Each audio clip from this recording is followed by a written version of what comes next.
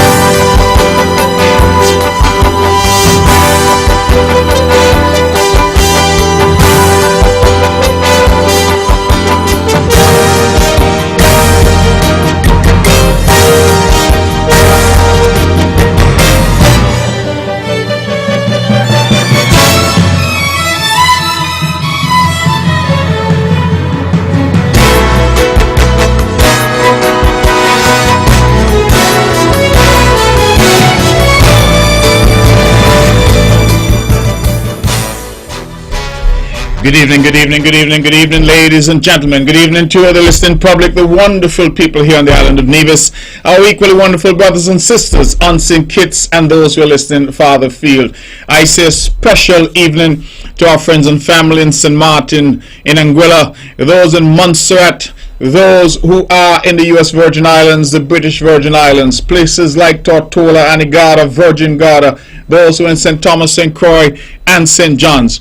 Wherever you are in the Caribbean, good evening to you. Good evening to our friends and family in the United States and Canada. If you're up there in Kitchener and you're listening, good evening to you. If you're in New York, Connecticut, Boston, if you're in Florida area, if you're over on the West Coast in California, good evening to you as well. Good evening to those in the UK who stay up. Jackie Moses, if you're listening, good evening to you, and to all of those who are up at this hour listening to On the Mark. I thank you all for being a part of the show and continuing to make this show what it has been, a very large platform for the exchange of views, where we invite shades of public opinion, all shades, and we say to everyone that your opinions are welcome, but let us not be disagreeable even if we disagree.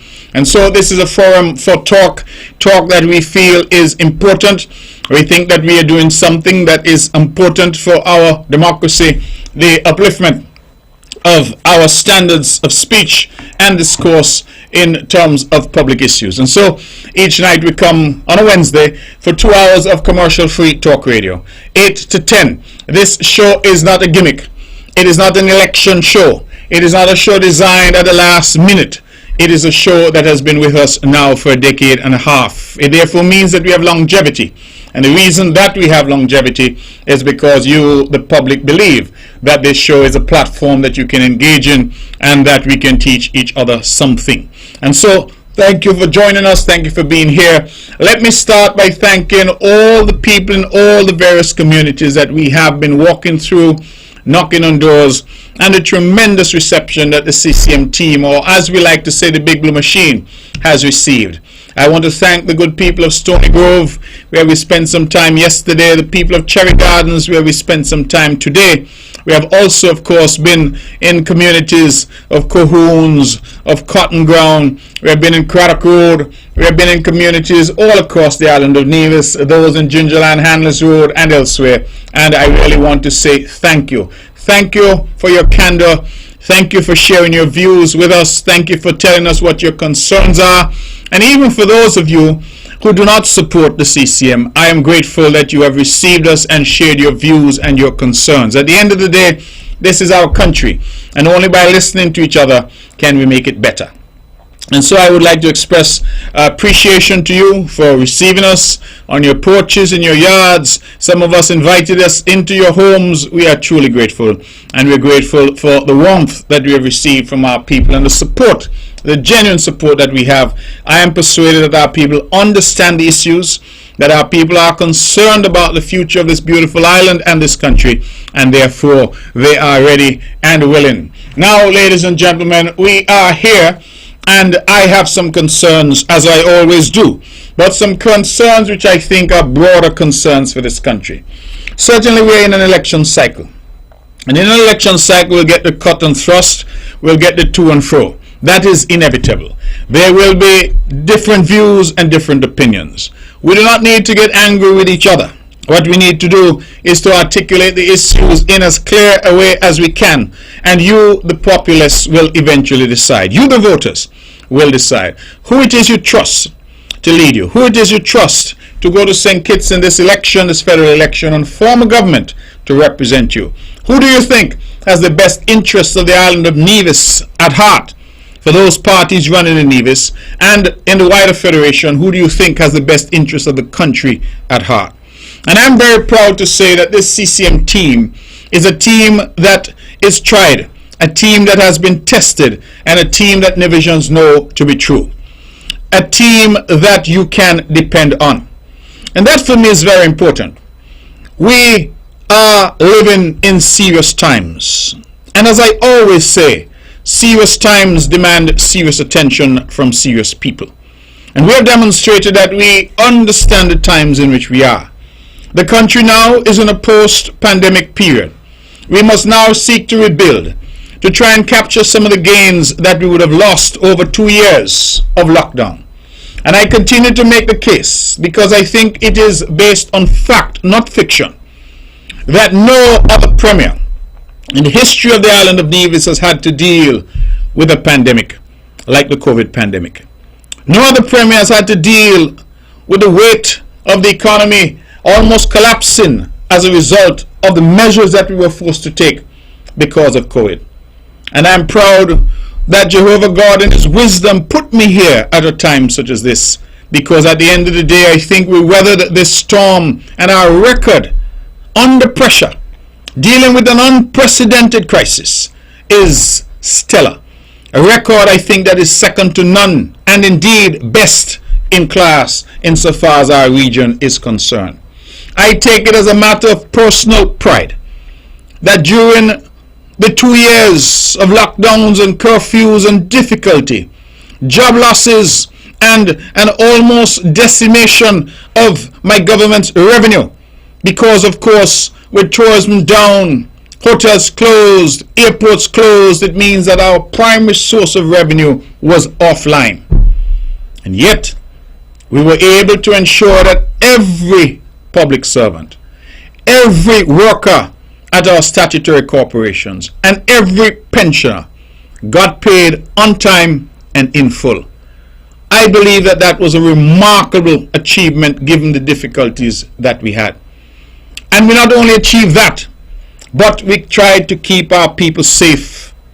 And I continue to give praise and commendations to Dr. Judy Nisbet and the team at the Nevis Task Force. I will remind the public that when a national task force was named, there was no Nevis Task Force.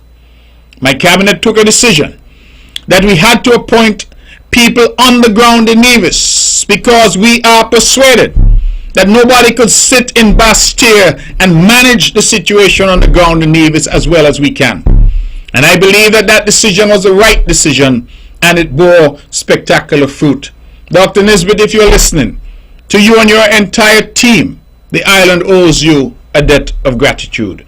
You kept us safe, and you worked with a government that was prepared to listen to you, not a government puffed up and figuring that it understood and knew everything, but rather a government that humbled itself, understanding that it had to be guided in this unprecedented and uncharted waters that we found ourselves by those who had the expertise. And so I'm delighted that we are slowly trying to put COVID in our rear view and trying now to work our way out of this morass that was not caused by us, but rather caused by forces exogenous to us. And I'm delighted that we are here today, that I can come to this program and have a conversation with you, those at home and those abroad. But I continue to say, these elections are critical. All elections are important, but these perhaps are more important. Why? Because there are some headwinds. There are some storms which are brewing. And I am concerned that what I am seeing at the national level, what I'm seeing displayed by some of the political parties, is not concerned at all with major issues, not concerned with the big issues that confront us. And I believe that the CCM has the necessary leadership, the necessary soberness, the necessary steadiness that this country needs at this point in time. And what do I say? At the national level, I'm sure you've all seen these videos of people painting and defacing government property, public property, some painting it red, some painting it orange, and almost as if we've become tribalistic. How does that, a coat of paint, change the quality of life for one Kittitian? How? And I said to my brothers and sisters in St. Kitts that behavior is not exhibited over here on Nevis, because the CCM has set the tone on Nevis. Notwithstanding what we're hearing from those who are opposed to the CCM on Nevis, the truth is that the quality of representation, the quality of debate and discussion on this island of Nevis has been set by us. We are the ones who have lifted this debate. And so we're not engaged with painting and repainting, because that at the end of the day adds no value. And personally, I would be very concerned about defacing public property in this way. Let us focus on ideas, not just about how many people are on the PAP or how many more people you're going to put on the PAP, because the more people that you put on social programs is the more indication that there is that the economy is failing. Follow me carefully. There's nothing wrong with social programs. In fact, I support the PAP, I support the peace, I support STEP, I support every intervention that can make life easier for our people. But if what you're promising our people is not to grow the economy, not to get higher paid jobs, not to see how we can diversify, not to see how we can develop, but rather to tell them, don't worry, I'm going to expand these social programs. So if I have 5,600 people now on the PAP, I'm going to make it 10,000. If I have now 1,225 people on the peace, I'm going to make it 3,000. And if I have 5,000 people on STEP, oh my goodness, I'm going to make that 10,000. That is not development. And if that is the calling card of those who say that they're qualified to lead this country and wish to continue to lead this country, I say to you that that is not an indication of any sensible approach to development. All that it is let us take the treasury and give away. And while it sounds good for those who are getting a little, I am saying to you that there's no such thing as a free lunch. And sometimes they tell me I speak too plainly, but we must speak the facts so that our people understand and act responsibly. Because anybody who's merely promising you an extra $500 or an extra $300 for free means they have no plan for you. What they should be saying to you is what they're going to do about education, what they're going to do about training, what they're going to do about health care, what they're going to do to protect the most vulnerable, but allow those who have the capacity to open a business and to strive. What are we going to do about taxes that so many complain about? These are things that we need a conversation about. And the CCM thus far has been talking about these things, and we shall continue talking about them. And so if you've noticed, we've pivoted from talking about the past, and the past is Timothy Harris. We have pivoted to now focusing on our plans and ideas for the future. Because I believe that people already understand that this government was brought to an end because of the preoccupation with power that Timothy Harris had, and the need and lust for self-aggrandizement. That is what he was about. And so we have put that to one side now. We are looking past him and the unfortunate demise of the government brought about by him. I will get to his lack of readiness in a moment as we talk about what I understand he's seeking to do. But I have no time to waste anymore talking about those who are not only in the checkout lounge of politics, but their flight is being called. And whether they like it or not, they will have to get on that flight. And as I've said before, that flight will deposit them back in Tabernacle or over in Connery. Yes, over in Connery, on the dump over there where we picked him up, washed him off, and made him somebody. And so I understand now that he's preoccupied with me. I'm saying to you that if that is your preoccupation, then that shows that you consider me to be somebody that is of concern to you. But you are of no concern to me, because the fact that we have not yet had an election date speaks volumes. And imagine, as I've said, that you mash up a whole government and had no plan. You would have destroyed the opportunity to continue for another 3 years as Prime Minister, because you didn't want to stick to the 2 terms that was agreed. Imagine that. So instead of having 5 years, you cut it short at less than 2 years, because you want an opportunity to continue in perpetuity. The very things that we accused Dr. Douglas of, you have now come and manifested that same behavior and worse. And so I am saying, let us now move on from that. But I want our people to understand, and I want to speak slowly and carefully tonight, that there are some dark forces afoot. There are some challenges to our democracy.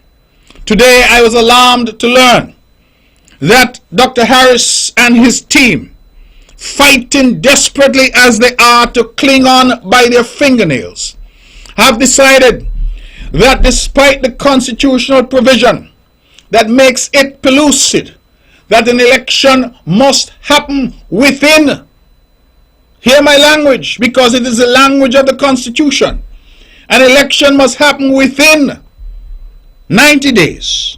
Notwithstanding that, and let me go quickly, because I like to come with the information so that we have the opportunity to look at the information together.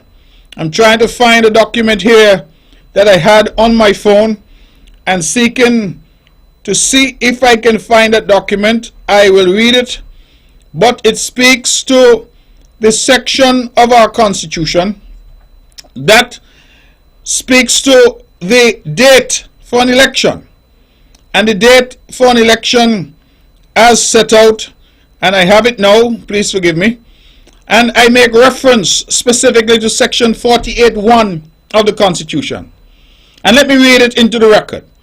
A general election of members of the National Assembly shall be held at such time within 90 days after any dissolution of Parliament as the Governor General may appoint.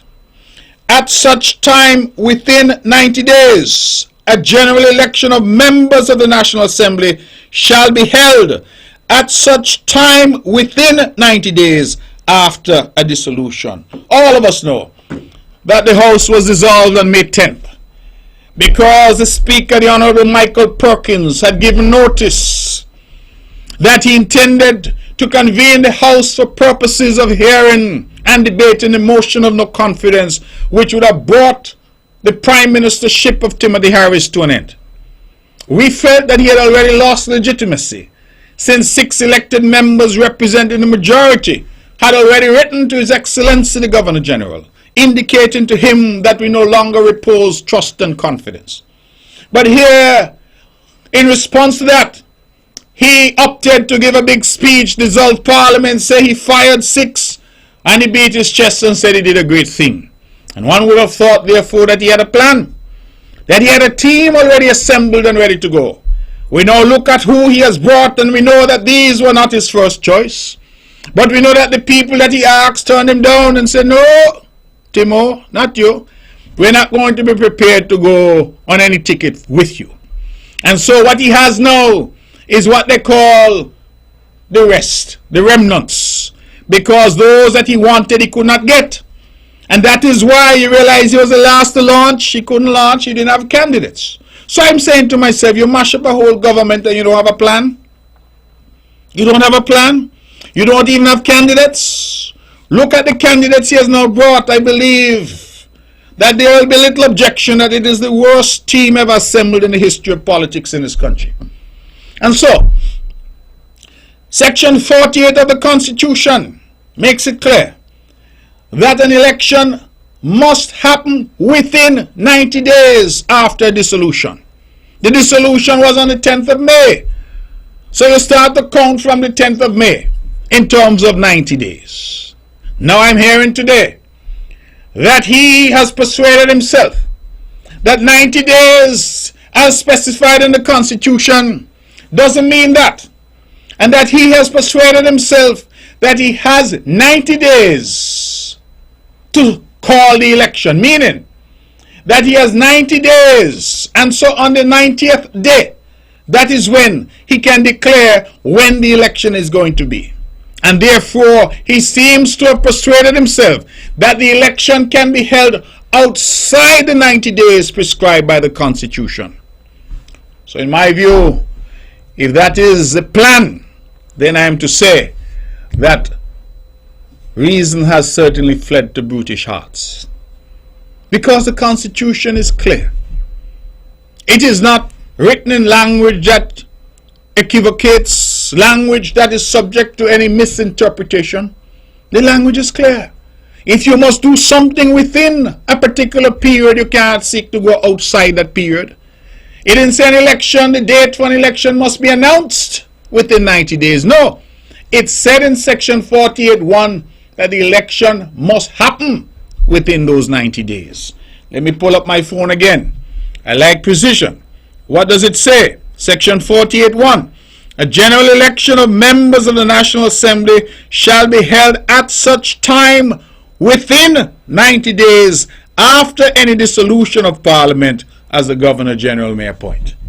And so I think it is beyond a shadow of a doubt that we must have an election within that 90-day period. Not the announcement of an election to happen sometime after that 90 days. And so whoever is advising Timothy Harris of this foolishness, I would hope that he knows better. But I'm to say to our people that a long time ago I spent some time behind the schoolhouse door learning to be a lawyer. Some say I was a good lawyer. And I am here to say that my sobriquet in politics is the sheriff. What is the sheriff known for? The sheriff is known for maintaining law and order. And if there's any attempt to flout the provisions of the Constitution, it will be met with the full force of the law. And one thing I'm happy about is that despite the efforts to corrupt all the arms of government, that our judiciary remains incorruptible.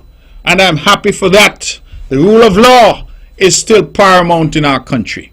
And so, for those who are getting some false hope that they can continue to cling to power with this kangaroo cabinet of 3 members elected, seeking to make profound and far-reaching decisions for our country, I say to them that we will ensure that the Constitution is followed. And so, clearly, Dr. Harris and his PLP are not ready for an election. Clearly, he dissolved the parliament and mashed up the government with no plan as to what he would do. But that is his problem, not mine. What I will say is that the Concerned Citizens Movement has been ready. We are ready, and we are simply waiting now for that date to be announced. In fact, we have been holding back, throttling back the machine, that big blue machine, because we want to let it go. We want to let go the horse, But we have been holding back because we want to let it go when the date is set. So all that the people want to hear is ting-a-ling-a-ling. We're not interested in all the row and way. We want to hear ting-a-ling-a-ling. We don't want to know what buildings and what bridges are going to be painted orange next. We want to hear ting-a-ling-a-ling. That is what the people want. They want to know when the date is going to be set, because that day will be Freedom Day. That day will ensure the end of Harrisology, as they're calling it. The end of the Harris family dynasty in this country. And I have said that I don't know who's going to be Prime Minister. That depends on who wins seats. We have indicated that we are prepared to coalesce with the People's Action Movement. And I have said to my brother Sean, the CCM will deliver 3 seats. You must deliver at least 3. But if you get 4 or 5 or 6, we would appreciate that too. One thing I can tell you, I am certain about who will not be Prime Minister, and that is Timothy Harris. So I don't really care how much noise they make, how much speech they give about me, what names they call me. They can call me till the cows come home, it will not change the result. I saw some poll results the other day, and you know, I don't believe in polling. We don't do polling in Nevis. In Nevis, I believe in talking to our people. And also, you know, and I know, Nevis people like to fool people when it comes to politics. You know, many people call me and say they just call me on the phone and ask me whom I vote for. I tell them, of course I'm voting NRP. You're crazy, that's my party. And they put down, oh yes, and they tick that. And they call her laughing. We like to fool people when it comes to politics. So I'm saying to you, go out and talk to people. That is the polling that I like. These people come in and charge you 50 and 60 and $100,000, say they run in poll. Polls can vote. So they're doing poll and sinkings, that's a matter for them. Somebody sent me one the other day, and I look at it and I smiled. Because one thing the poll showed, there is no pathway for Timothy Harris anymore. And he knows it. That is why he's so desperate now. Desperate, in fact, to be propelling this myth that he can go beyond the 90 days to have an election. If he were ready, he wouldn't need to do that. And so that is the difficulty. And I'm putting it down here on the table tonight, that there will be no acceptance of any date that goes beyond that 90-day period. None whatsoever. And a matter of fact, we will have what we need ready. Because if we get to that 90 days less the minimum period of time, which based on the advice that I've had is 17 days, then it's off to the big clock we go. And I'm not making any joke about that, because we cannot allow our country to descend into anarchy, descend into unconstitutional rule, descend into dictatorship. Because I have said to you from the start, this government mash up because of one man's lust for power and lack of integrity in dealing with the matters in a way that was fair and genuine and committed to the ideals of team unity. You mean to tell me that we from Nevis are part of a government and we must continue to argue and argue about getting our fair share and be denied? You owe $10, you're told hold $2 while we work it out. You make noise, they say, okay, well, here's $3.50, hold that while we work it out. You make some more noise, well, Lord, here's $5 while we work it out. Give us our money. That is all we've been saying. Give us what belongs to us, and all will be well. Stop undermining your colleagues, and all will be well. And he, rather than changing course, decided to mash up the government. Decided to bring the government's life to an end 3+ years before the government was due to come to an end. And you'd have thought that anybody doing that had a master plan. But we now know there was no master plan. It was ego and self-aggrandizement which was at work, because you get sufficient number of sycophantic people around you who keep calling you top dog when in your heart of hearts you know that you're a little chihuahua. But they say top dog, and you start to believe your own foolishness. And that is why we are where we're here today. Arrogance and ego rather than putting the country first. And so this plot that I am talking about tonight of extending the life of this sordid arrangement, this kangaroo cabinet beyond 90 days, it will not be accepted. Certainly not on this island of Nevis, and I do not believe that it will be accepted on the island of St. Christopher either. I talk about headwinds because here it is already, the challenges are coming. There are other challenges coming. I am tonight to say that if we were to lose our citizenship by investment program, it will be a mortal blow to this country. It will be less of a blow to Nevis, because Nevis does not depend as much on CBI, because we have never got our fair share from CBI.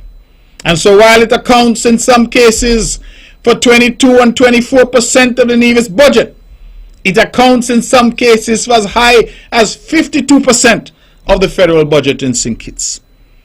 And so it therefore means, imagine if you will, if 52% of your revenue is wiped off. And that is why I'm here saying tonight that there are some headwinds and some challenges. I'm aware that the European Union has sought to engage with the federal government and with the remnants of what is now there. The kangaroo cabinet, and I don't hold any water in my mouth when I say that Juicy Byron doesn't have the competence as foreign minister to grapple with the EU and these issues. And the EU is engaged. The EU is seeking information. And I find it interesting that what we are seeing now is a narrative coming from the former Prime Minister Timothy Harris, where he's saying that because we are talking about the $2.5 billion Harris jail, that is damaging the program. Not the fact that he gave Chinese 5,500 passports valued at $2.5 billion to build a jail. That is not damaging the program. He said if you talk about it, it's damaging the program. So, according to him, his decision is not the damage, it's not the problem. The problem is for those of you who criticize his decision. And I'm saying to you tonight that the European Union, I'm advised, has engaged in relation to this issue. And why is the European Union relevant? It is relevant because all the hard work that was done in expanding our network of countries that we can visit without a visa. Among them, the most important block is the Schengen area. That is those countries in Western Europe that allow us to access their borders without a visa. If we are to lose that, just as we lost our access to Canada because of foolish decisions, I will tell you that it will spell the end of our citizenship by investment program as we know it. And so, what is my appeal this evening? My appeal this evening is to step back.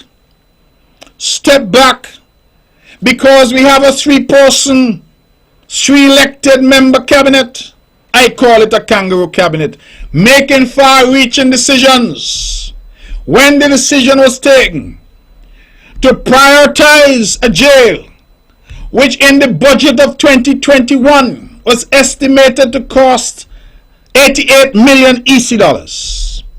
But for an $88 million project, to give to Chinese interests 5,500 shares at a cost, according to law, of US $175,000 per share, it works out to 2.5 billion EC dollars.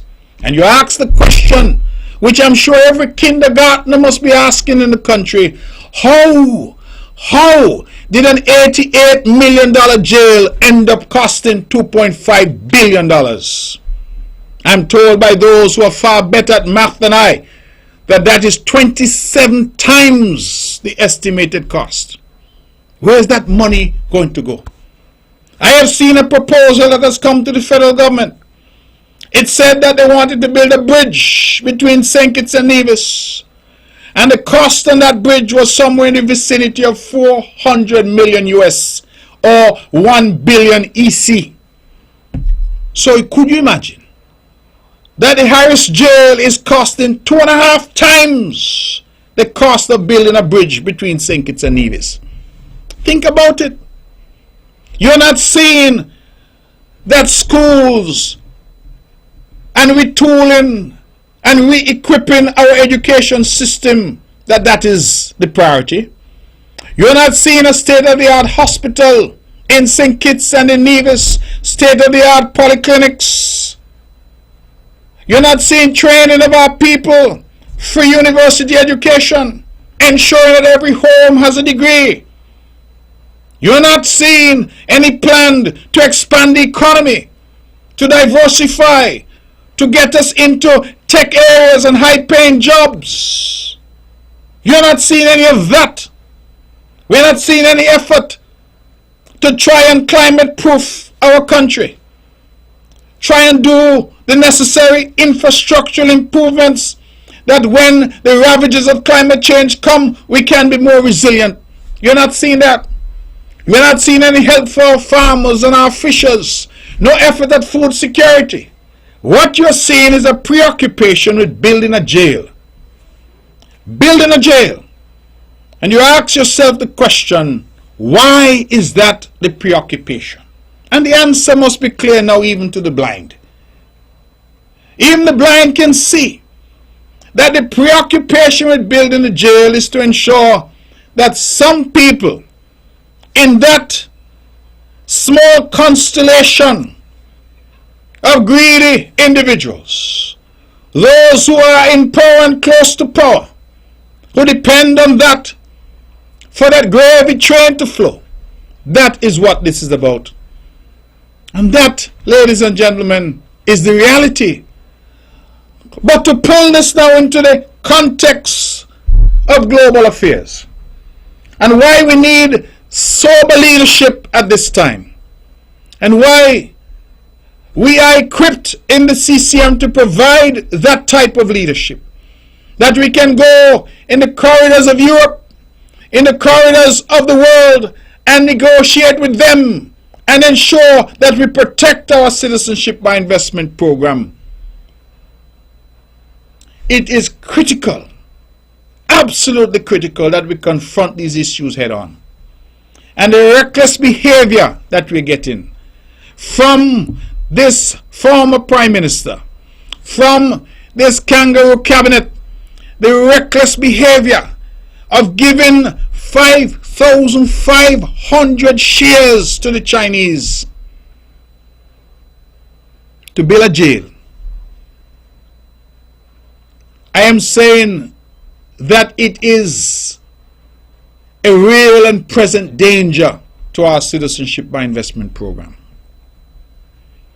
But if you think that that was all, I got some information recently that there are some individuals in the business of citizenship by investment who had expressed concern that because St. Kitts and Nevis imposed certain sanctions on Russia as a consequence of Russia's invasion of Ukraine, and one of those sanctions that was imposed is that we would not accept any citizenship applications from Russians or Belarusians, those from Belarus.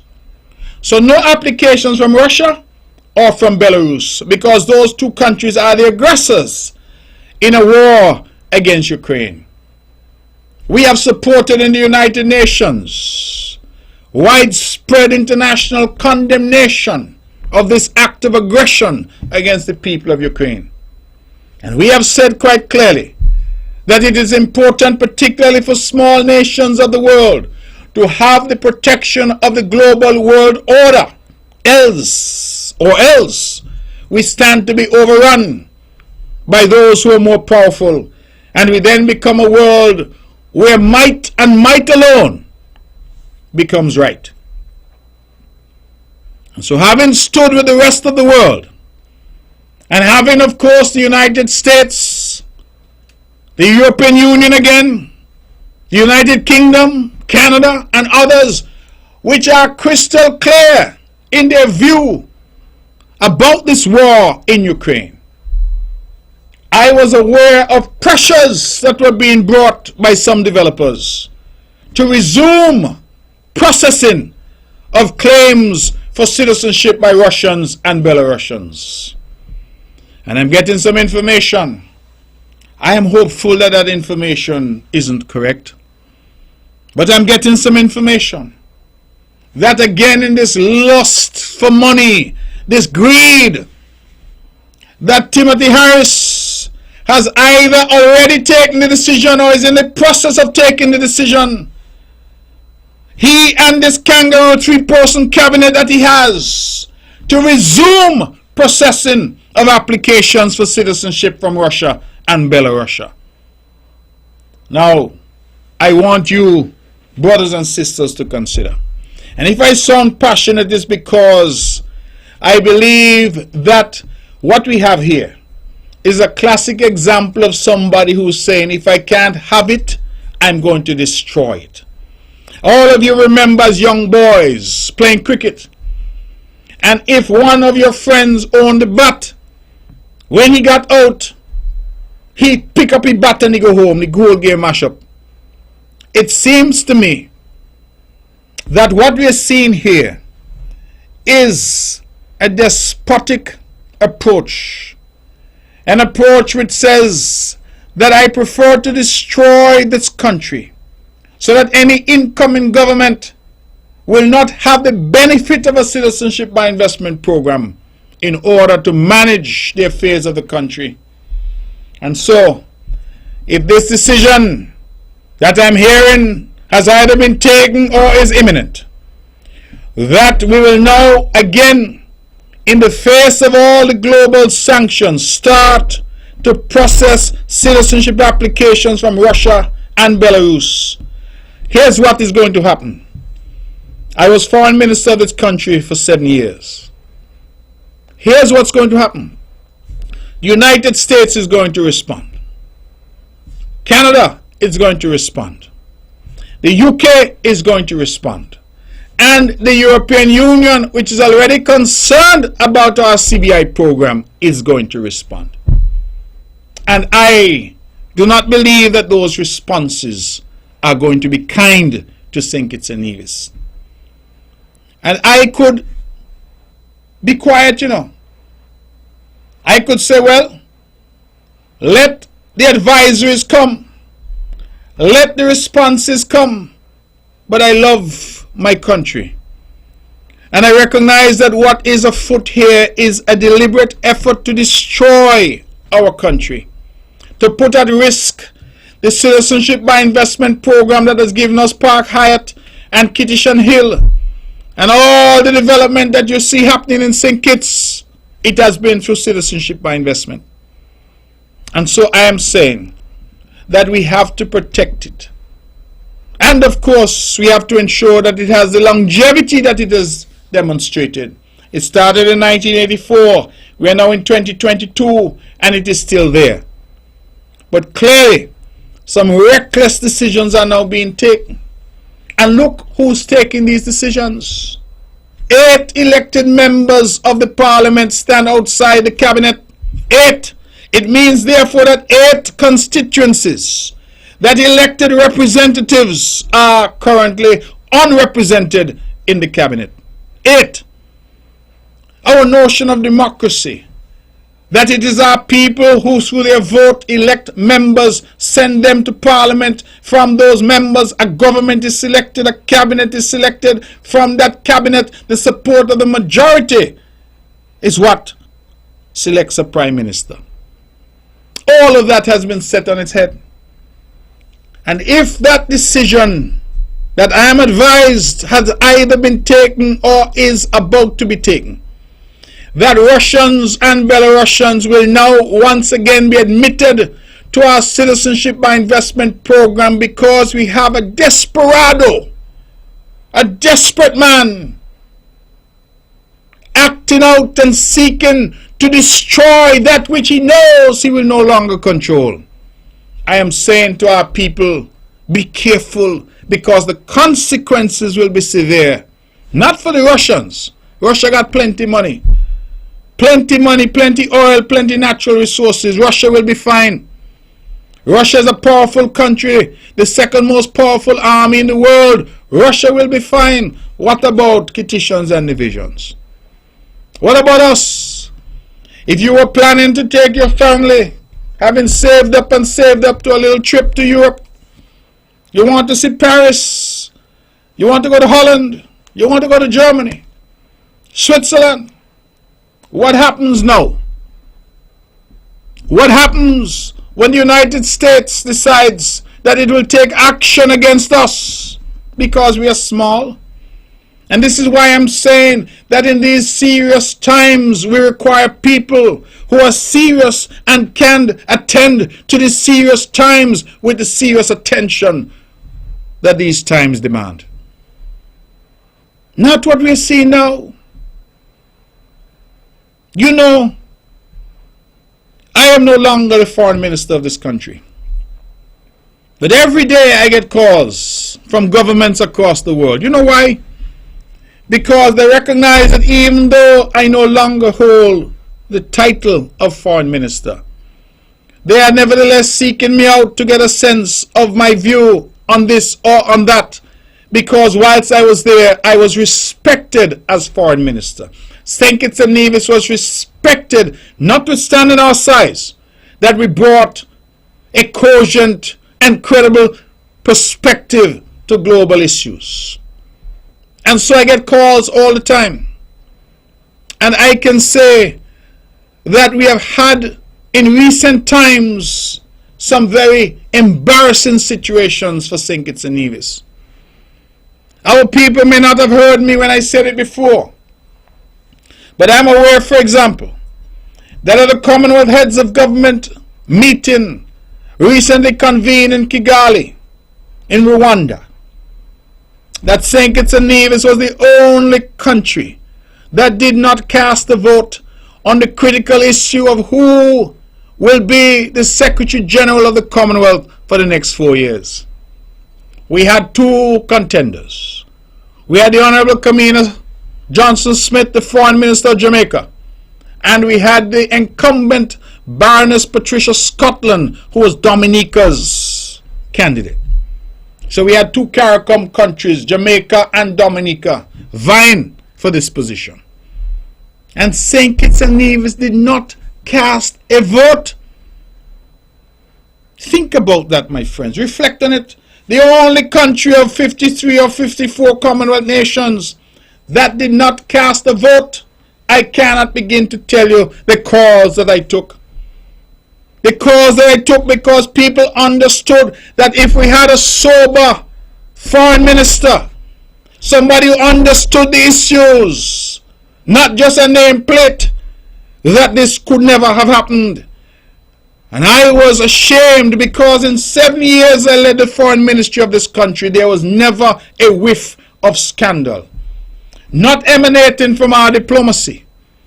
We maneuvered the world with aplomb, whether it be at the OAS, at the United Nations, at the Commonwealth, or anywhere else. You could have been assured that our diplomacy was in good hands.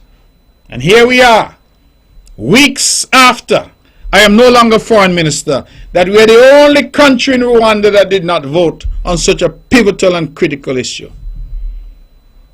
Now Baroness Scotland won, but she knows we didn't vote. You think St. Kitts and Nevis could go to her now and say, could you, as behalf of the Commonwealth, do something for us? She has every right to say to you, you did not even have sufficient interest to vote. Even if you had voted against my opponent, at least that was our sovereign right, and we abandoned it. And so I want our people to understand that when I say that we're in serious times, it's because looking down the road you can see the headwinds. The European Union wants assurances about our citizenship by investment program. There's 5,500 shares in the hands of Chinese in exchange for $2.5 billion to build an $88 million jail. I have said already that jail is in that jail, that somebody will go to jail for that jail. And I say so because nobody could explain how an $88 million estimate in our budget of 2021 now becomes $2.5 billion for the same facility. Nobody can explain why the jail is a sudden priority. Questions have to be asked. Are shares already being sold in that jail? And if shares are already being sold, is that why there was a rush to break ground in the dead of night? And who is doing all the processing? Who is benefiting? Who stands to make hundreds of millions of dollars off of this jail? I can tell you it is not you. It is not any of us except those who are making the decisions at this point. And that has to be a matter of concern for us all. So when you look at the EU already peeping in, already signaling their concern, already seeking assurances from us, when you look at this reckless decision to build this $2.5 billion Harris jail and to give these shares to the Chinese to do with as they wish, when you look at now the equally reckless decision that I'm told has already been made or is about to be made to reopen our CBI program to Russians and Belarusians while the war in Ukraine still rages, I say to you that we are jeopardizing our citizenship by investment program. And I suppose the narrative tomorrow will be that Mark Brantley shouldn't talk about these things because when he talks about them, he jeopardizes the program. No! No! It is not the talking about decisions that jeopardizes the program. It is the decisions themselves that jeopardize the program. And that is what we are faced with. And so I want you to reflect. When Big Brother in the United States says that we are against Russia and the Russian aggression in Ukraine, the United Kingdom says we are against Russia and the Russian aggression in Ukraine, the European Union is with one accord saying we are against Russia and the Russian aggression against Ukraine. Here's little Sinky Steve is now saying, Russia come, we're going to process your passports, Russia. Now study with them there, Russia. Russia, you send your applications and we're going to give you Sinky Steve citizenship. I don't believe I need to spell out for you what the consequences are going to be for us. And at the end of the day, it is you and I, the ordinary citizens of our country, who are going to pay that price. And so, I decided to come here publicly tonight and to air it because I know this show is widely listened to. I know people trust this show because we do not come with hearsay, we do not come with some far-fetched theories, we come with truth. And I'm saying that this $2.5 billion Harris jail, which has attracted widespread condemnation at home and abroad, and this decision that either has already been taken or, as I'm advised, is about to be taken, to open up our applications again for citizenship of our country to Russians and Belarusians at a time when Russia is still engaged with the war in Ukraine, that those conflagration of issues will destroy our program and will lead to hardship for the people of St. Kitts and Nevis. We don't need any little boys taking up their bats and going home. We don't need any little boys saying the ball is mine and so the game mash up because I don't get to bowl. We need men and women who put our country first. And sometimes in putting your country first, you have to say, my time is up. My time is up. Instead of seeking to destroy everything on your way out, you have to sometimes accept that your time is up. Look at Boris Johnson in the UK. Boris Johnson led the Conservatives to the largest electoral victory, I'm told, since I think somewhere in the 1970s, the early 1970s, I believe. The largest victory for a political party, the Conservatives. Since the 1970s, Boris Johnson led that victory. He had the absolute confidence of the United Kingdom and his Conservative Party. Well, Boris lost that confidence. And ministers in his cabinet and those in his party, those in the parliament on the Conservative side, start to tell him, Boris, we can go no further with you. We have lost confidence in you as Prime Minister of the United Kingdom. And Boris was reluctant because he did not wish to give up the sweet nectar of power. But at the end of the day, Boris had to take the decision. And I believe that one only arrives at that decision because one accepts that the country is bigger than oneself. And so Boris eventually took the decision to resign as leader of the Conservatives, paving the way for them to select a new leader and a new Prime Minister.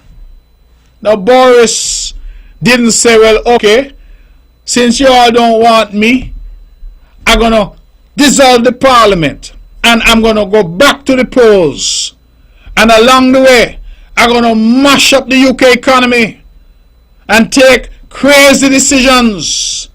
While we are waiting for the election to be called, I'm going to take incredibly important decisions that will have far-reaching implications for this country. No. Boris decided he will resign and pave the way for a new Prime Minister. That is what happens in mature democracies. Now people may question Boris and his motives. I don't know. I met him a few times. We exchanged pleasantries. But I would be lying if I say I knew the man. So I can't speak to his motives. But what I'm saying is that they realize and he realized that the United Kingdom is bigger than him. Here in St. Kitts Nevis, we have some who feel that the country belongs to them. And so if anybody threatens their ownership, and I use that word because that appears to be the case, their ownership of St. Kitts and Nevis, and if they realize that they can no longer continue to own St. Kitts and Nevis, then they will mash it up, destroy it, make sure that anybody who comes after has nothing to work with or has to rebuild from the ashes. That is not patriotism, that is not love of country. That is all about self-aggrandizement and personal lust for power. And I have said it, and I continue to say it, all the signs are there. And that is why I do not resile from it. In 2020, I told colleagues, let us change course. Because I saw the writing on the wall that this gentleman could not and was not fit to continue. So when the elections were over and we sat, I said, let us change horses, because this horse here ain't going in the right direction. This horse going the wrong way around the track. And here we are. Less than 2 years after that fateful decision to continue with the same old horse, we find ourselves now in a chaotic situation where the very fabric of our country is under threat. And I do not use these words lightly or say these things lightly, but it is the truth.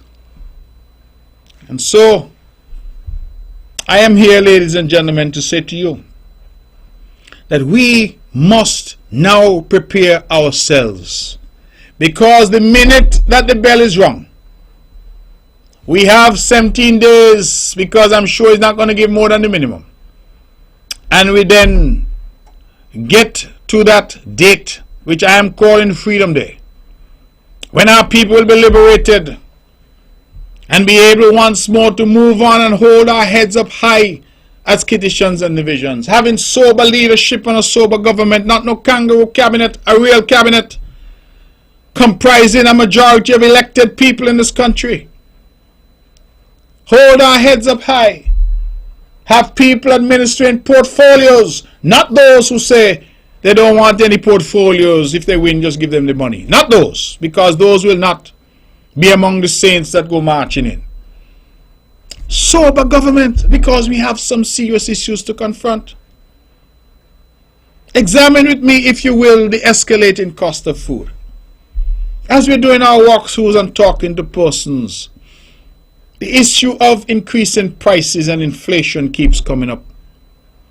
And for me as a leader, it is agonizing, because I know that there is very little that regional governments can do. Huge countries such as the United States with vast resources are suffering from inflation. Imagine minnows like St. Kitts and Nevis, and more specifically the island of Nevis. I took advice from our technocrats in the Ministry of Finance, made a speech and said that we're removing all duties, customs service charge, VAT, everything from food and food products, so that to give our people an ease. I thought I was doing something good. Imagine my consternation, therefore, that when I met with the three main supermarkets on Nevis, Best Buy, Rams and Value Mart, that they said to me, "Thank you, Mr. Premier, for what you're trying to do, but it will not make a difference." And I said, "What do you mean it will not make a difference?" And their response was that every week that they order supplies and seek to restock, the prices are going up. The price of shipping has gone up, and these prices continue to rise, fueled no doubt by the increasing cost of oil on the world market, caused no doubt, and we go back to where it started, because of the Russian invasion of Ukraine. We're in a global village, and so when Russia coughs, we end up catching cold down here, as far away as we are from this conflict. And so I want our people to understand that you need government now that starts to recognize that these are the threats and to devise ways to counter them. And the only way, in my respectful view, that we can counter or blunt the ever escalating cost of food, and remember, we need food to live. We need food to live. And so the only way we can blunt that is to grow more of our own food, to become more self-reliant, self-sufficient. And so when we talked about food security during COVID, that was the primary response of the Nevis Island administration. We sat down in the cabinet and we said, what will our response to this COVID pandemic be? And the answer that we came up with is that we must pivot towards greater food security. And that is why, even with scarce resources, we decided that the stimulus that we provided in Nevis had to be skewed towards our farmers and fishers. And we gave our farmers free fencing wire to fence their properties. We sent in our backhoes and our plows and prepared their land for them for free. We gave them free seeds, free seedlings, free fertilizer.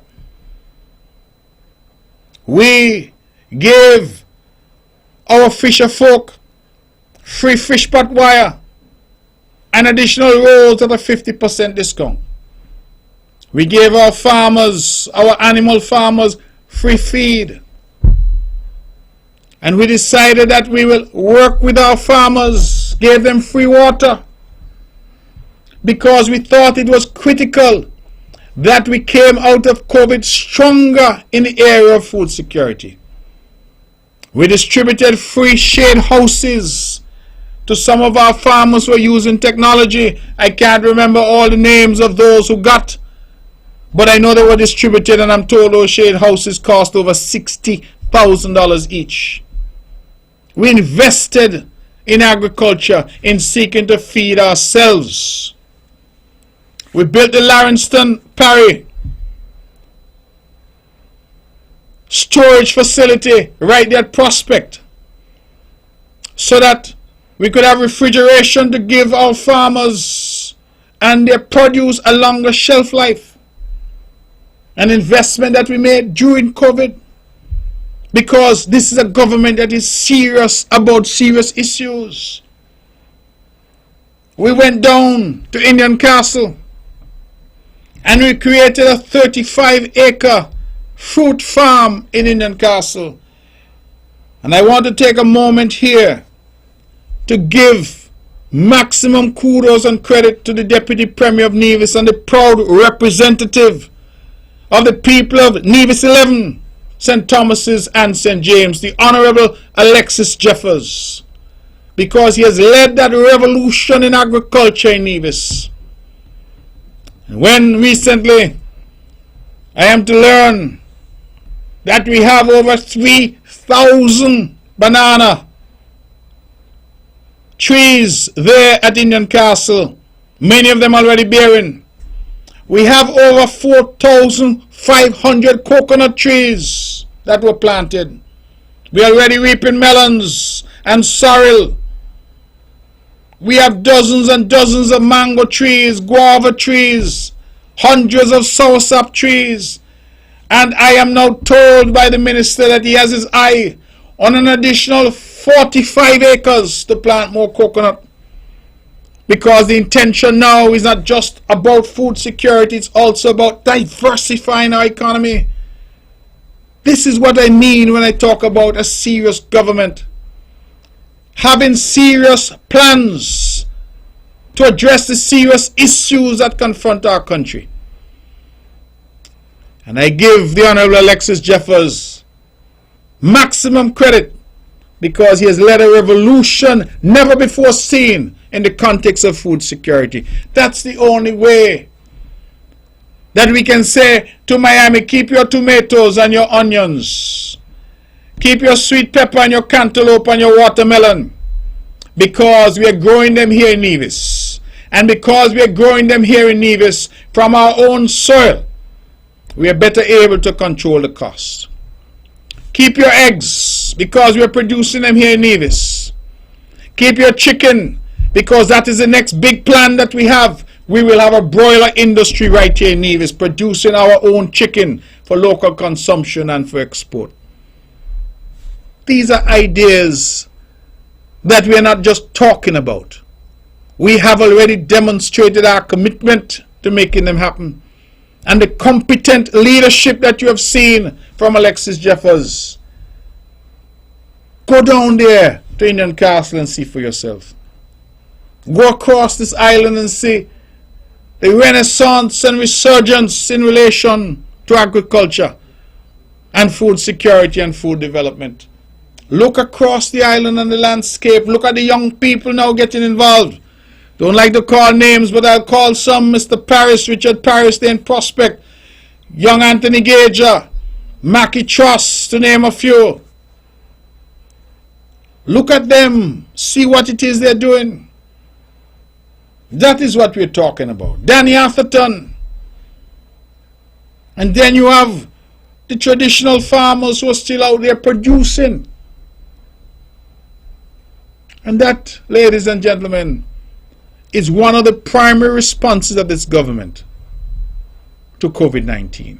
And you see now how that dovetails. Could you imagine if instead of a $2.5 billion Harris jail, that you took some of those resources and you say, let us open up a few thousand acres of land because Sinki's got land. If you were to drive from RLB Airport and you head towards Keon area, it looked to me like they got more land here than the whole of Nevis. Land that is right for cultivation. And if you were to take some of those resources and say, instead of building a jail, for God's sake, let us invest it in our food security. You realize what would happen?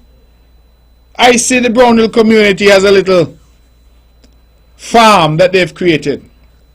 I don't even think that it is 10,000 square feet of land. Small area. And the amount of food that they are already reaping from that small area, I can't believe it. A community project, I'm so proud of them. Lisa, Rhonda, Malva, Alistair, Sharpis, Toad, Sherry, Rosie, you all take a bow.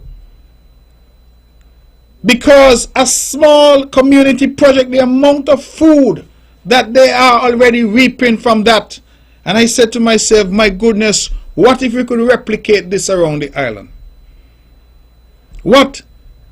Then we don't have to worry so much about the cost of everything at the supermarket, because some things we can substitute at a low cost. We have to start to think about how we respond to situations that are outside our control. And the escalating cost of food, our primary response has to be to grow more of what we eat, and to eat more of what we grow, and to support our local farmers. So when the tomatoes in Miami gone to $10 a pound, we're still paying $3.50 a pound here, or $4 or $5 a pound, because they're locally produced. That is what we need to do. We need, in the face of this threat that we're seeing from the European Union to our citizenship by investment program, immediately upon taking office in Church Street, we must put a competent team together to engage with Brussels. It has to happen right away. In fact, there is a mechanism within the framework of the Schengen Agreement that allows for review. And that is the mechanism that we can use to say to the EU that we must engage now with each other before any changes are made and before we are sanctioned by having our visa-free access removed to the Schengen area. I'm not just talking because I can talk. I'm talking because I have the competence, and in the CCM we have the ability, and the next government must be able to confront these issues.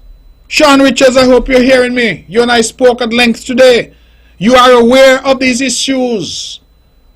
Lindsey Grant, I hope you're listening. Jonelle, Chesley,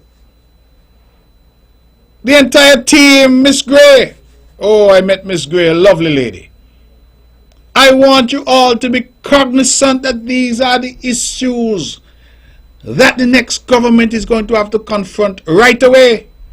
I have no doubt that Alexis Jeffers and Eric Evelyn understand the issues. No doubt. I have no doubt that they have the competence to assist in addressing these issues. But I know that these are urgent issues, because what is happening now poses a clear and present danger to the economy of St. Kitts and Nevis. And I want our people to pay attention, because nobody out there is talking about that. What they're telling you is how much they're going to increase the PAP by, and how much they're going to pay, and how much they're going to give away. And don't pay your electricity bill. Nobody could cut you off. We're going to talk about that after the election. What do you think going to happen after the election? Huh? What do you think going to happen? It's all about now walk up and free chicken and free beer and free rum. That is what it's about. Freeness. But who's talking about the future?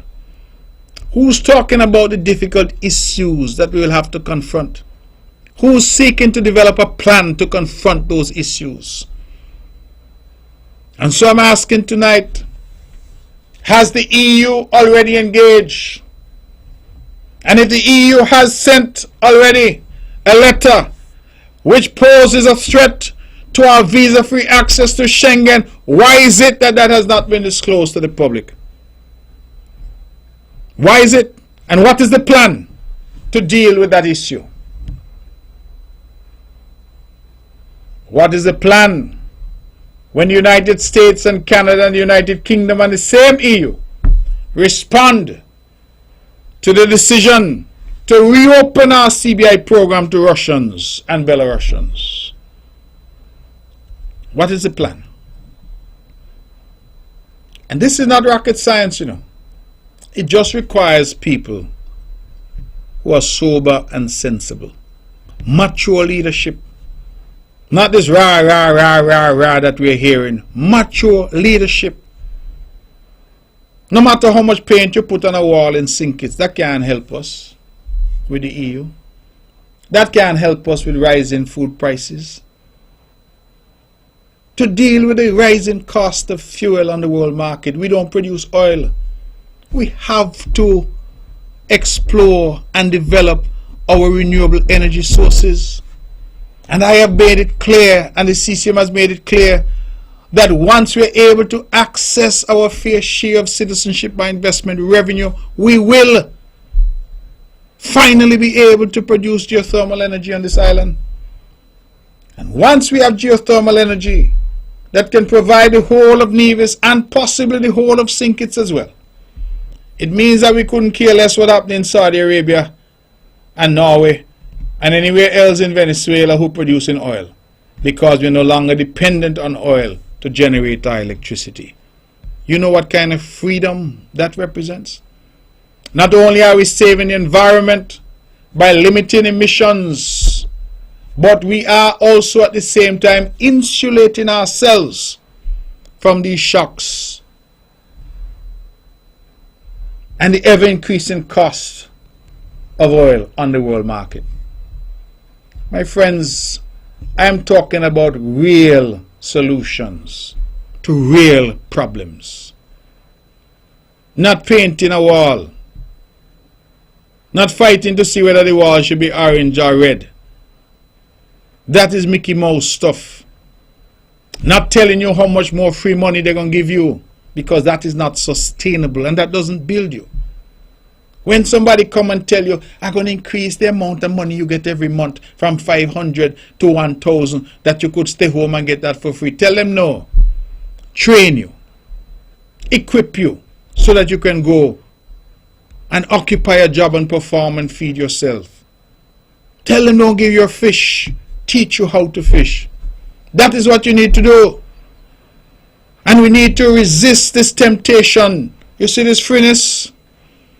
This freeness, people feel that with freeness that they could win you over. But then at the end of the day, what is the consequence for you and your family? What? Because while they're promising you an extra $500, they're making hundreds of millions for them and their family from this Harris jail. $2.5 billion jail, which was estimated at $88 million in the budget. Well, who you think that money going to? So they tell you you're going to get 500 EC, but they're creaming off hundreds of millions of dollars for themselves. And I am telling you very clearly, open your eyes. As the young people say, stay woke, because it's very important you pay attention to what is happening. Ladies and gentlemen, I have talked perhaps more than I needed to. We have just about 40 minutes left, and I'm going to take some calls now. The numbers are 869-469-1616 and 869-469-1700. I have taken some time this evening to set out these issues because it is my plan to use the various platforms that I have to start to treat with the very serious issues that we are now confronting as a small nation. The world today is a very unkind place. No longer can we say we are small and poor, so please help us. No. We must have a compelling argument and an even more compelling strategy to engage with the world. And it is my considered view that what we currently have masquerading as a government lacks the necessary capacity, sobriety, and capacity to deal with these issues that confront us. Let us go to the phones and take our first call. Good evening, you're on the mark. Hello? Hello? Okay, that call isn't there. Callers, when you call in, please, the number. Okay, you're there. Hello? Good night, Mr. Sheriff. Yes, good night to you. I can hear you now. Jeremiah 33, verse 2 and 3. Yes. Thus said the Lord, the maker therefore of the Lord, that formed it to establish it. The Lord is his name. Call unto me, and I will answer thee, and show thee great and mighty things which thou knewest not. Good night to my friend over there at Ramsbury Pasture. She's visiting from England. She's coming from England visiting. Sympathy is going out to all who lose their loved ones. Time is up for orange, no? Red stronger than orange, you know that. Thank you. Thank you very much. We're taking your calls. 869-469-1616 and 1700. Those are the numbers to call if you wish to be a part of this On the Mark.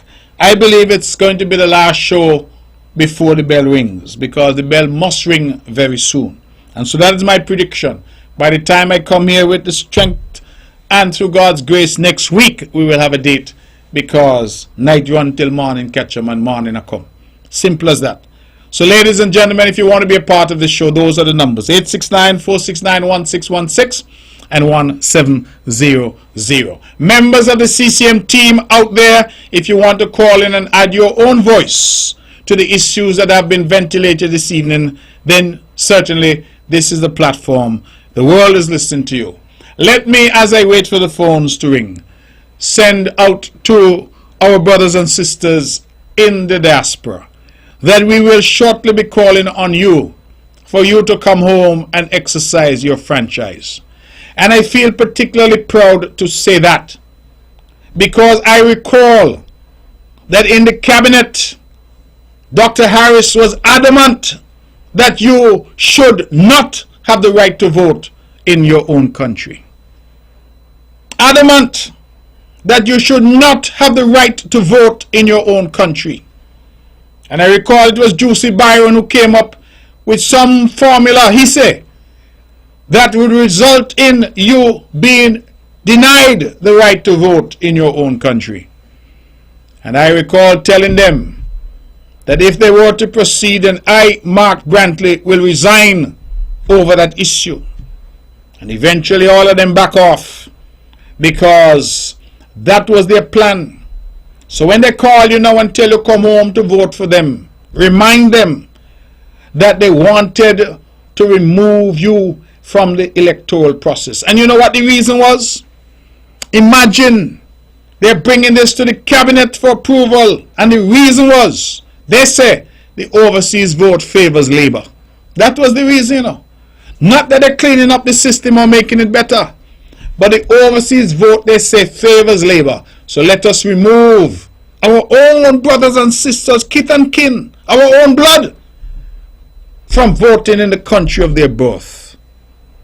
I said, not while I am here. And if I go down that road, I will remove myself and I will go out and I will talk about it. Well, I'm free to talk about it now, because the whole thing mash up. And I am saying to you overseas that we will be calling on you. The Concerned Citizens Movement will be calling on you.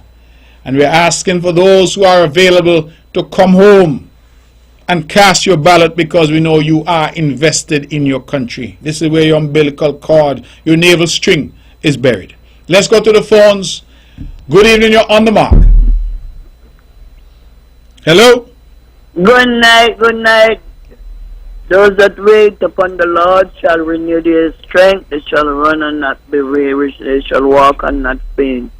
Mr. Mark, I listen to everything you're saying. Oh, what a mouthful. Let them in, let us know what's going on. Let them hide everything. To me, it's a hide thing. Cat a mouse story. We need to know what's going on, because we don't get sanctioned. We may not be like it, but if anything, we might get sanctioned. Because this thing with this game going on with this passport is not right. Right? And if that is what they're going to do to us, well, it'll be bitter days going to be coming, not better, not bitter. Because, Mr. Mark, I don't know if I want to try it out there, you know. Is anything that is the case that they have a farm and, you know, when you're writing to get the thing to the past to come here, and if they ask you if you're coming home for voting or not? Well, I am advised. I am told that they introduced this thing, so you got to tell them if you're coming for election. But I was told today that after people started to make noise about it, that they quickly removed it. So that's what I'm told. Mr. Mark, it's a burning shame. Some Finch family down in the country, the lady wanted to come in to bury her sister. And they give much trouble about this thing ain't passed yet. We don't need something that they could remove now because it's something we got to live with the COVID. And everybody trying to not live with it, and this man just got this big bar on it. And you know, this is a full stop for it and some nonsense in a store with life, and that is not right. Right? It confusing us. When you're coming home to water, and that is not I will say his business. Some people used to come home all the time. What about the people who are coming in now from Santo Domingo and all them, they are weighing down within getting them on the list and on different and Haiti and all them deal. Or then I ask them if they're coming home to work. Mr. Mark, there's a lot of funniness going on with me, like, you know, I don't know if you'll listen to me something when I call in another station at the end of the time. Because there's a lot of cat and mouse story going on. I don't know what he's doing us that there for. We need to get better. We put him there to do better. And instead of that, call him Mr. Shambo Mumu and calling you, but you want more money.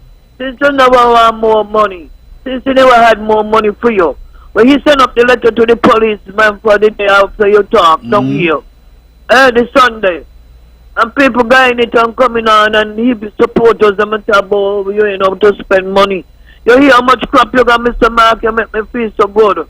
That little place, it's just the other day I was saying that I remember when people used to got ground food coming down here, yam, potato, bread nut, You used to see them come and them, they turn and them used to sell it in coconut. I'm glad you put the back in the coconut product, because that was a good help to our country.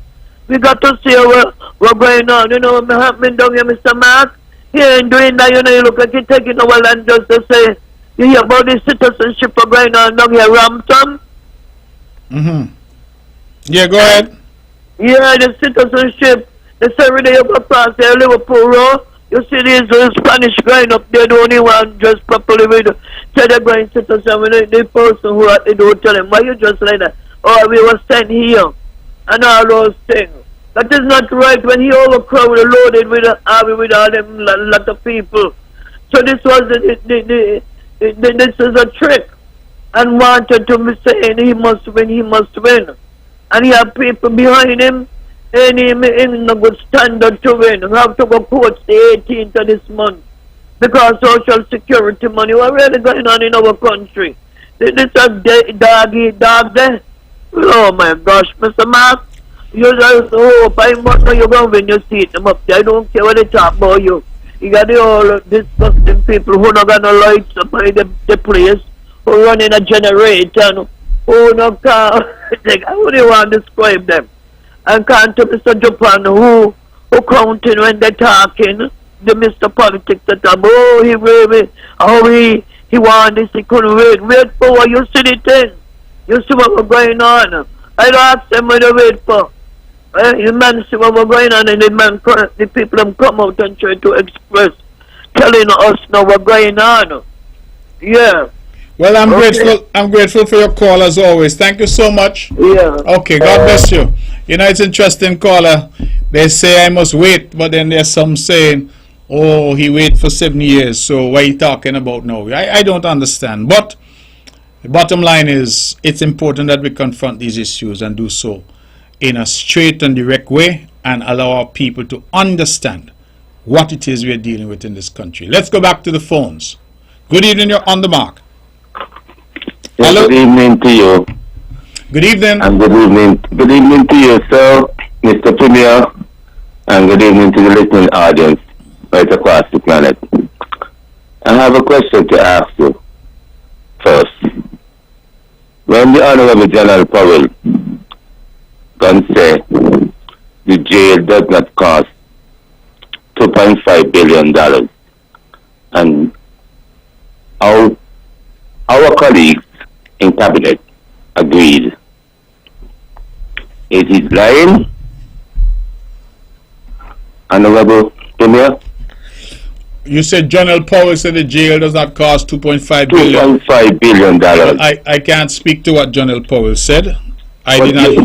I'm speaking about the statement. You must have heard the statement. Caller, you asked me a question. Can I answer you? Is it okay for me to answer you? I'm listening, sir. Okay. I am not aware of any statement General Powell made about any prison. I have said, caller, I have said that the issue of the prison did in fact come to the cabinet. I have not resolved from that. In fact, it not only came to the cabinet, it was in the budget of 2021 at $88 million. The budget was debated in the House of Assembly and passed. So we understood about the prison project. What the argument is about is not that there is supposed to be a prison. It is why the prison has become the priority and why it is now that 5,500 shares at $175,000 US, which comes out to $2.5 billion, is the new cost of that prison. That is the debate. So you agree that the jail does not cost $2.5 billion then? I can't agree to that because I don't know. I know the jail was estimated at $88 million. That's what you already said, because you got to go back to those words where you said the budget. But that is what the budget said. But since the budget, the general now confirm it. Well, I'm sure you'll have an opportunity to speak to General. You're speaking to Mark right now. So my point to you is that we voted on a budget for a jail of 88 million EC. How did that jail now warrant 5,500 passport at $175,000 each? 2.5 billion EC dollars. That's what I'm trying to understand, and that's what the public is trying to understand. I can tell you this here. Yes. I can tell you this. Can you produce a document to show the public that it is what you're saying is true? What do you mean, can I produce the document? I'm not understanding. Yes, you said the government is getting $2.5 billion from the jail. I did not say that, caller. You said the jail cost $2.5 billion. Well, caller, let me show the document to show. Caller, do you agree that 5,500 shares has been issued to the Chinese for this jail? Can you show the document? Okay, so you don't know that. I'm talking about document. Okay. Let's share the document. So you need a document. You need a document from me. And hold on, Mr. Yes. It's important that you understand. You can't just come and talk. Caller, because when at the end of the day, yes, in just account, the honorable, to be honorable leader for the NRP, asked why Mr. Brad and his investment with $44 million US hotel in Nevis were taken to cabinet and not the fair share. You have to really respond to that. Well, caller, why is there a need for me to respond to that? It's important because caller, listen to me, okay? Listen to me. Vance Amory was the Premier of Nevis. And when we won in 2015 and Team Unity got into office, Nevis started to get some money every month. That never went to cabinet. Nevis got an original amount, an injection of $10 million right away. That did not go to cabinet. The money increased from $2 million to $3.75 million a month. That never went to cabinet. The money went from $3.75 million to $5.5 million a month. That never went to cabinet. All of those things were done by Timothy Harris. Wait, don't go yet. Okay. So I want to know, if all of that was done by him as the Minister of Finance, yes, without anything going to cabinet, yes, why it is now this preoccupation about cabinet? You know why that, honorable? Yes, let me understand. It's important that legislation should have been in place for that situation where you're championing right now. So legislation was necessary. Hold on. Yes. And it's important that you understand that your mistake was made here. Well, a mistake. You're right. I agree with you. A mistake was made. You know what the mistake was? The mistake. No. Let me tell you what the mistake was. The mistake was that we accepted that Timothy Harris had integrity, and that when a man commits to some caller, allow me to finish. Allow me to finish. Sorry. The mistake that was made was that we were of the view that Timothy Harris had integrity, and that when a man says to his colleagues that this is the position, and not only says it to his colleagues, but signs a document before the entire nation to say that this is the position, that you expect that that man will honor that to which he has agreed. I agree. So you agree with that he didn't have integrity, then that was a mistake? No, I agree that everything should be honored. Okay. Because after we voted for a prime minister in 2015, you were the one who tried to make it not happen. 2020, you came back again. Caller, and you get it. Caller, you are entitled to your own opinion, but not your own facts. You did it. Caller, you're entitled to your own. Caller. You know what, caller? Please. You clearly don't want to have a conversation, and right now you're clogging up my line, because I'm trying to correct the misinformation that you're trying to peddle, and you don't seem to be willing. Right? At the same time, I correcting you too. How are you going to correct me? You were there? Because you actually... Were you there? No, listen to this now. You actually have a way how you put things that people can understand, but you're actually fooling them. Okay. It's important that people understand that. All right. Okay, Carl. Well, no, you have wrapped up. I think we need to move on, because you're not adding any value to the program, and this is a serious program for serious issues. So thank you very much.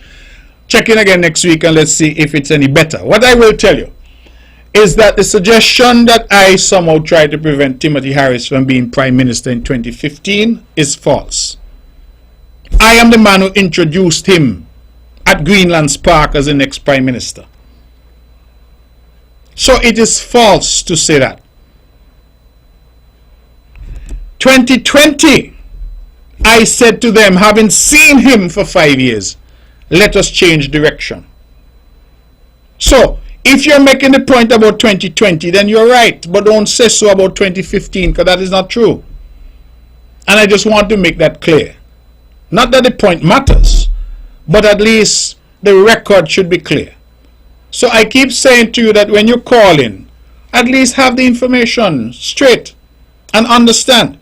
This constant suggestion that we should have had legislation to ensure that Timothy Harris did what he himself promised to do is an admission that the man has no integrity.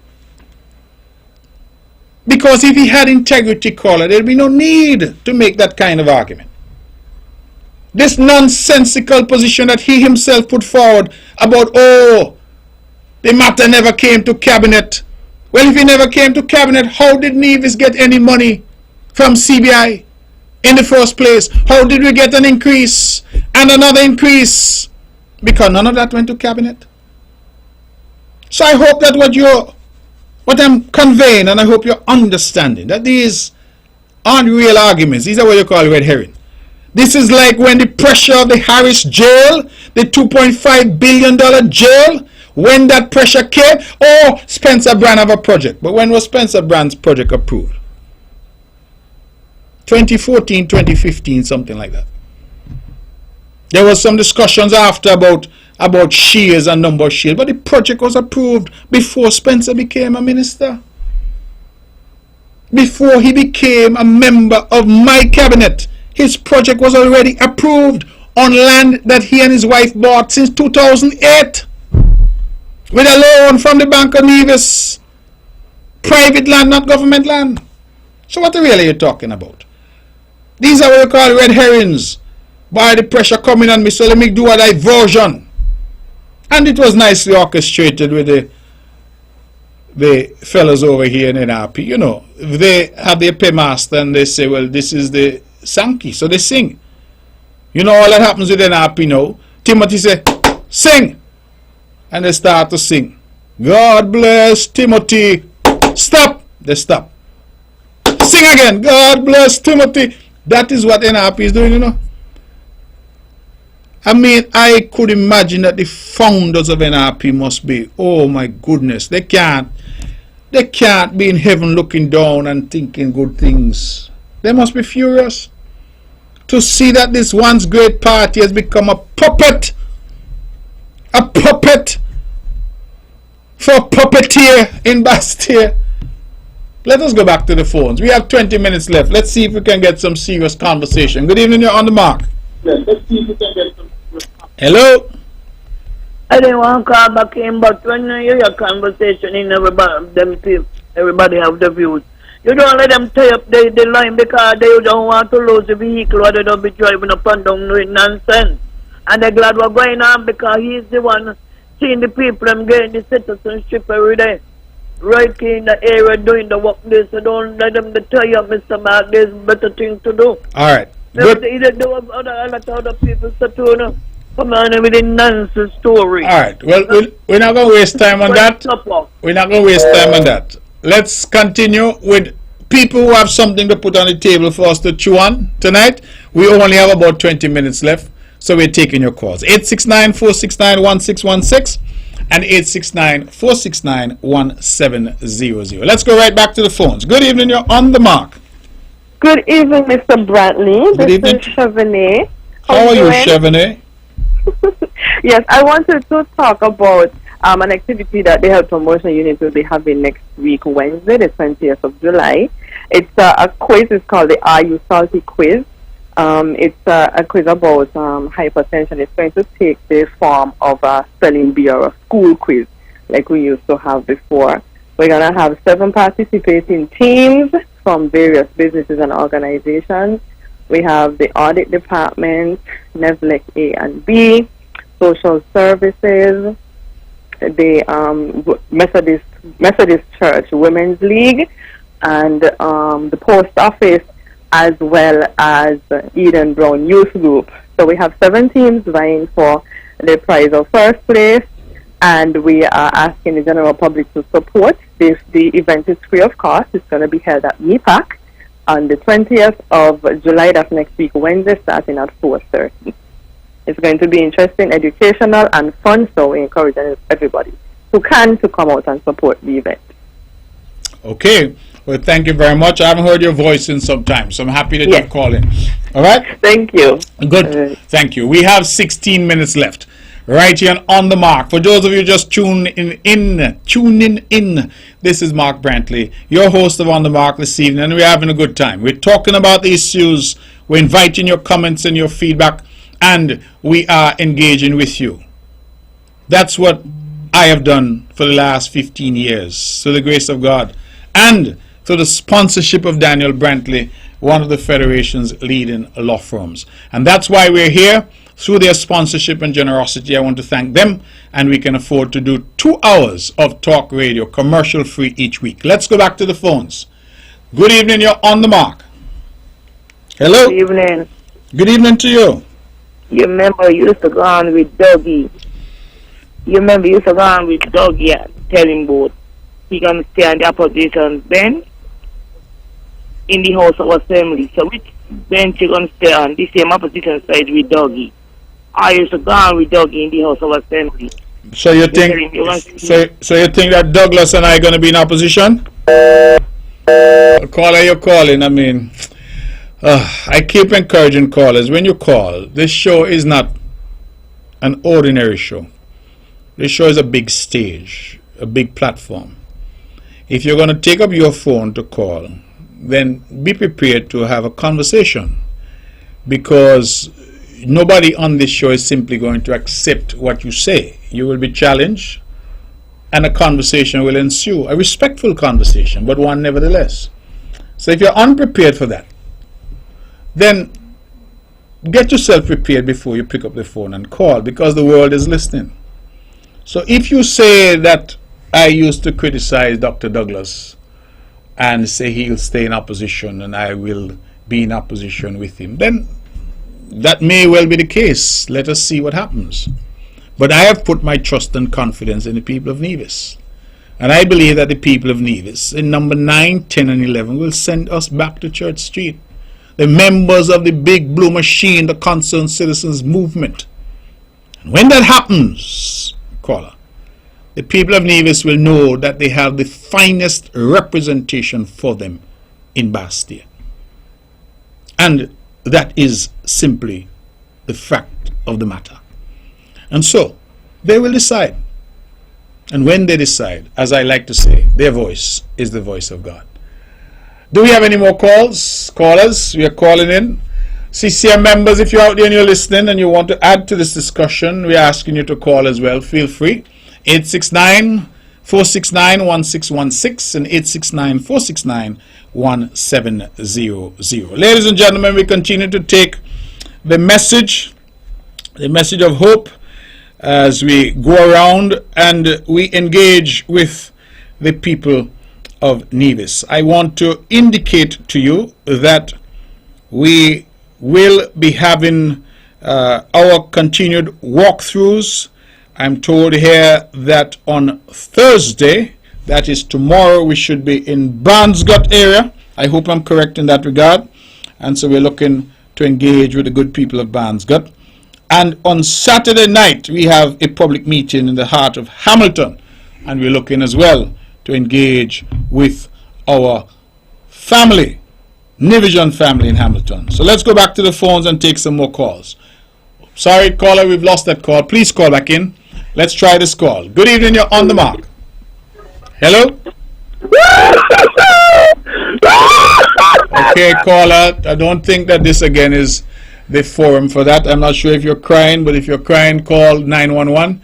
See if they can help you. If you're laughing, then I don't know, in a country with such serious issues, that you would call in and laugh, because there's nothing to be laughing at this point. We are in a very serious situation in our country where we're trying to rescue our country from forces that are bent on destroying it. Let's try again and go back to the phones. Good evening, you're on the mark. Hi, good evening, Mr. Brantley. Good evening to you. I am calling because I heard you say tonight that you were prepared to leave the cabinet because the government that you were part of wanted to disenfranchise voters from coming home for the 2020 election? No.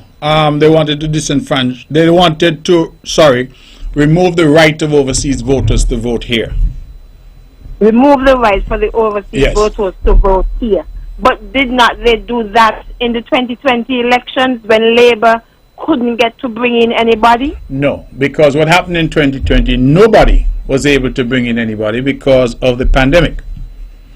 So they did not change the law. What happened in 2020 was because of the circumstances, no party was able to bring in anybody. Okay, fair enough, I'll take that. Now, the gentleman called earlier was speaking about Jonel saying that the project is not a $2.5 billion project. He's not incorrect. Jonel did make that statement on WinFM's Island Tea. If I am not mistaken, he did make that statement. Okay. And you might not have heard it, but I am sure you have seen clips of it, because there is a parody of it going around social media. Okay. And I know you follow most things on social media. You might not have seen it. Caller, the gentleman is not incorrect. Caller, here's my view. Last time I recall, John L. Powell was a proud representative of the people of St. Kitts 2. I am Mark Brantley, and I am the proud representative of the people of Nevis 9. If it is that John L. has made some comment that people take issue with, then I believe that that should be directed to John L. I feel very strongly that what you should come to me with are things that I would have said, positions that I would have taken, that I'm prepared to speak to and to defend. So I can't speak to what John L. said or did not say.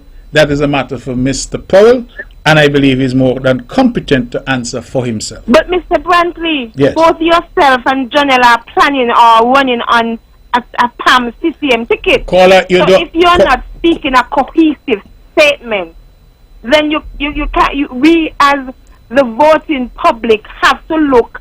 We're looking at all statements that are being made. Caller, I appreciate that you're looking at all statements. I'm simply saying that you can't seek to have me commenting on statements that I'm not aware of, that I'm not privy to, and that I did not make.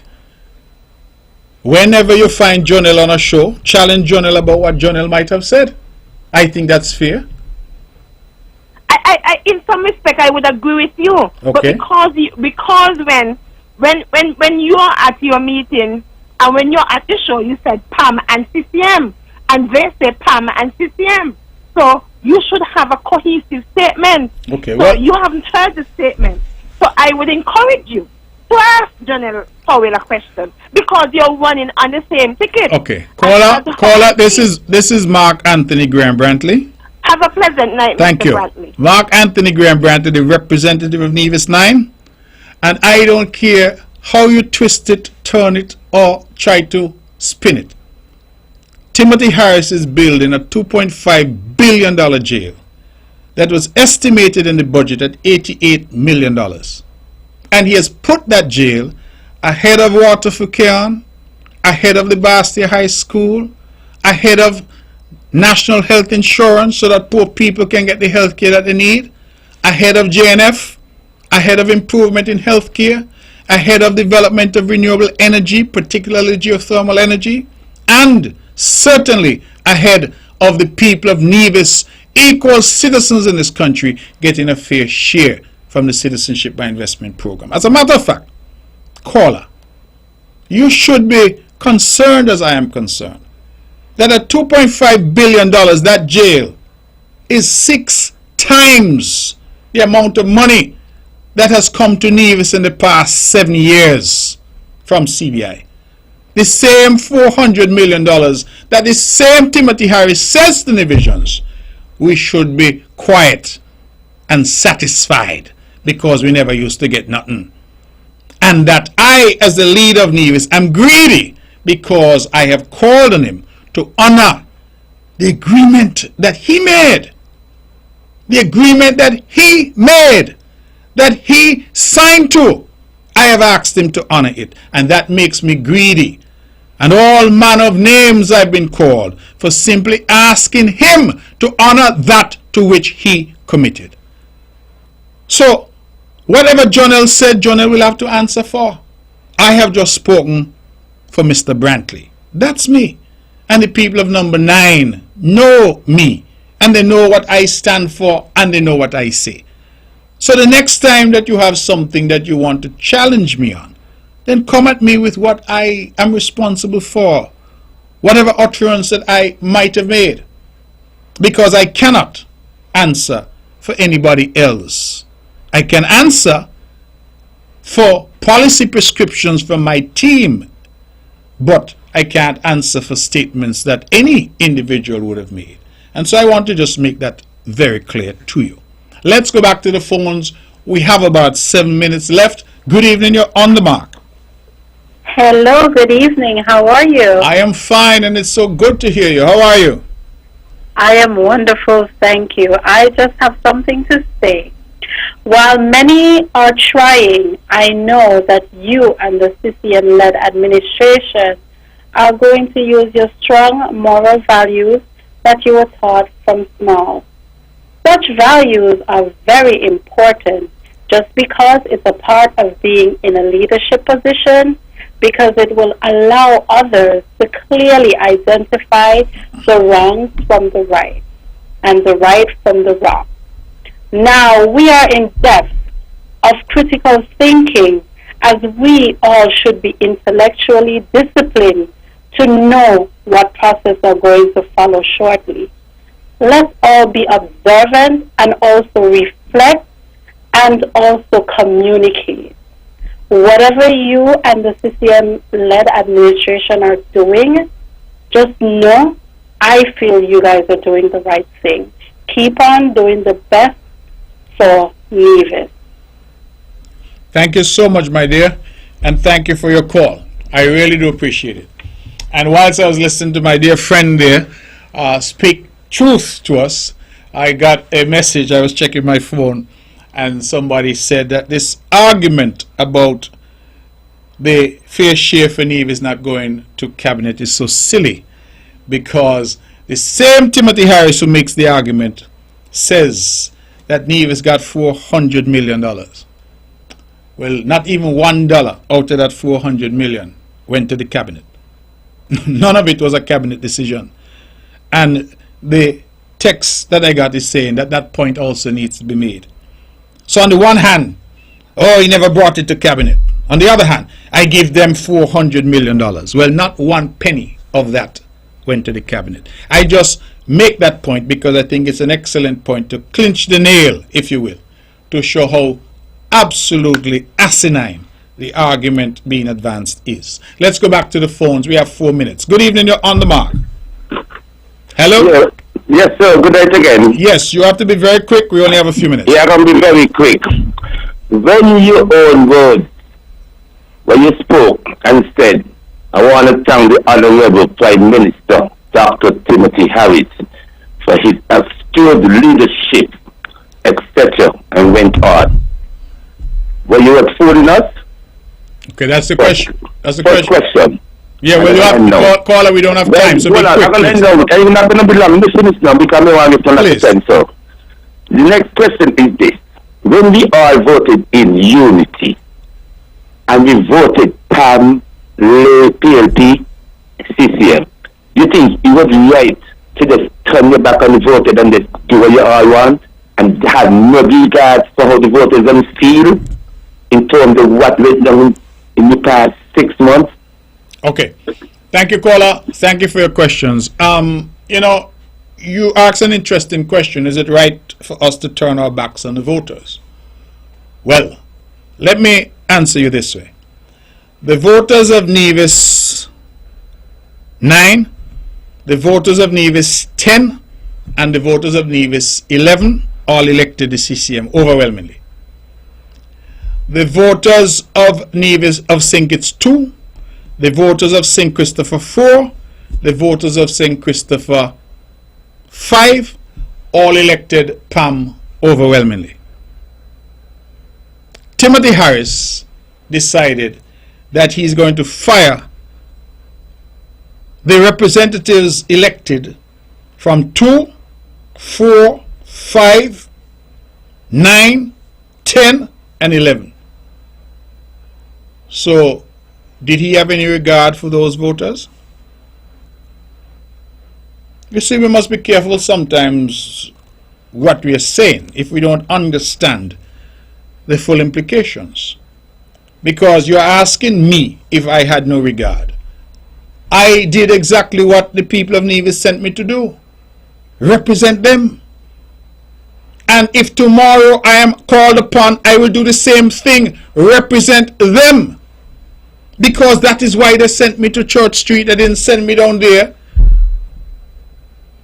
to have tea and crumpets. They sent me to represent them.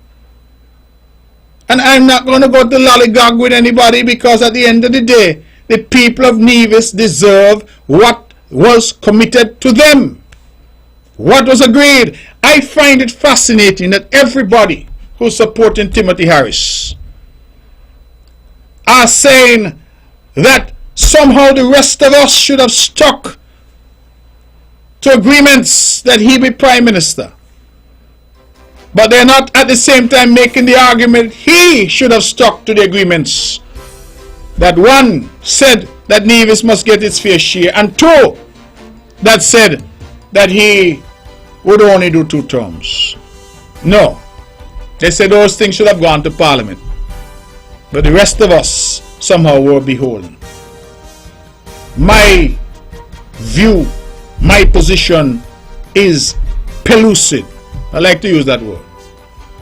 We in this CCM, 9, 10, and 11, represent Nevis. And we are coming down to Church Street, caller. Whether you like it or anybody else likes it, we will be coming to Church Street to continue our work and to confront the serious issues that our country faces. We're competent, we're capable, we're knowledgeable, and we have the experience. So look out. Here we come. That's our show, ladies and gentlemen. We will be back here, God's willing, next Wednesday. The show is rebroadcast tomorrow at 1 p.m. The banner struck up. That means we have to go. Good night, and God bless you.